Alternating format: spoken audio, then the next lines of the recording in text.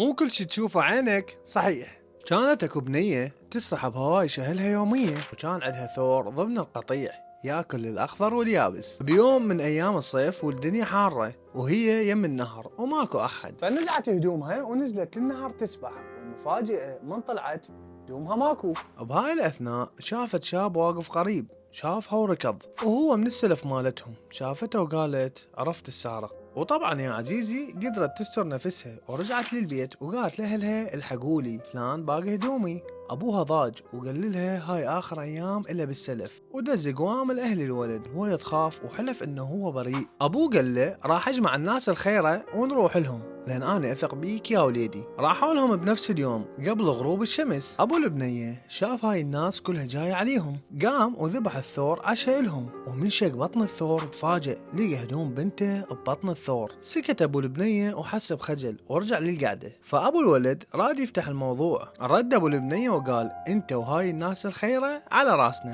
والسالفه اللي جايين بيها منتهيه وتاكلون عشاكم وتروحون. ابو الولد سأل شنو القضيه؟ قال له سالفتنا ما كلها الثور، ومنا صارت مثل مشهور. بس تدري شنو؟